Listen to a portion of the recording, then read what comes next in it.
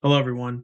On behalf of Team 3, I want to welcome you to this presentation, a study of followership, referencing Chapter 13 from Peter Northhouse's Leadership Theory and Practice. The presenters are as follows: Keisha Williams, Morgana Chadwick, myself, Francisco Rios-Maldonado, Rena Lincoln, and Mercy Harris.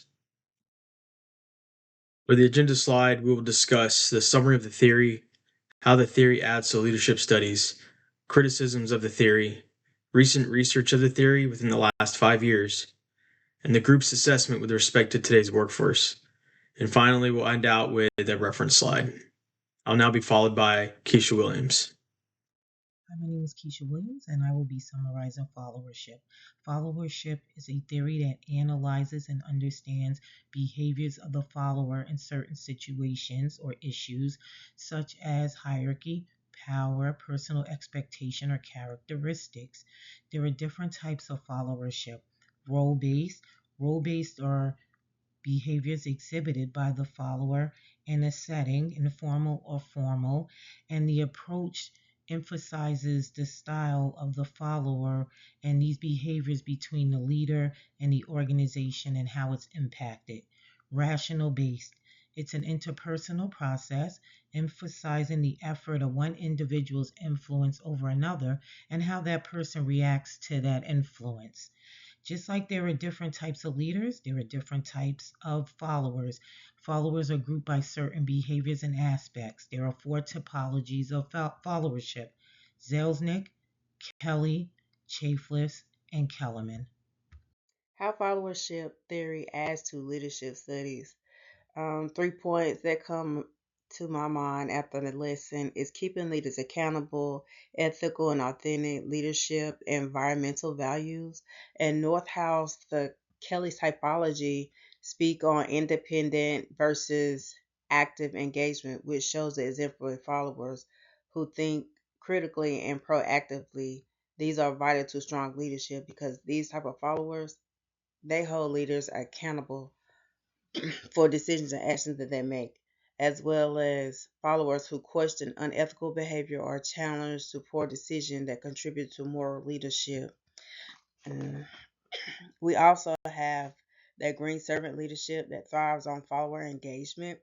Employees actively interpret and emulate those values, reinforcing the leader's influence through their own actions. As we continue to analyze this theory of followership, we must look at the criticisms that come with it. Northhouse helped legitimize followership as part of a leadership study, but there are many major criticisms of his approach. Below are six that I was able to reference, six critics I was able to reference, but we'll really be discussing 5 and 6 in detail. As we look at bullet 5, it discusses how the theory is culturally narrow. The model assumes that independence and open critique are ideal characteristics for followership, while Lung's research in 2018 has shown that these are not valued the same across either collectivist or high-powered distance cultures. As we look at the sixth bullet, while followership theory has, as Bastardos and Van Vogt note, strong conceptual theory, it's still hard to apply this because there's very little evidence-based guidance on how to train and assess good followership in practice. Overall, Northhouse worked open the door, but contemporary research calls for more contextual and global awareness of understanding followership and the practice of the followership theory. I will now be followed by Rena Lincoln. Hello, I'll be discussing recent research on followership. In recent years, followership has shifted simply from following directions to co-creating outcomes with leaders. Northhouse explains that leadership now functions as a shared relationship where influence moves both ways. Yasimich and Kerke found that proactive followers, those who take initiative and share ideas, directly drive innovation and adaptability.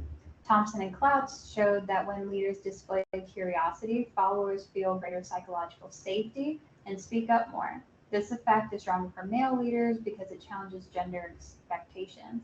Williams adds that in digital and hybrid workplaces, success depends on followers maintaining trust, visibility, and consistent communication. Together, these studies show that followership is now an active strategic role, one that shapes innovation, builds trust, strengthens modern organizations.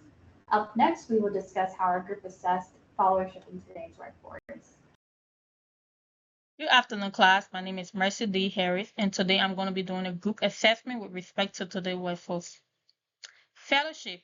Fellowships will remain highly relevant and practical for today's workforce and global environment, especially in understanding the dynamic interplay between leader and follower.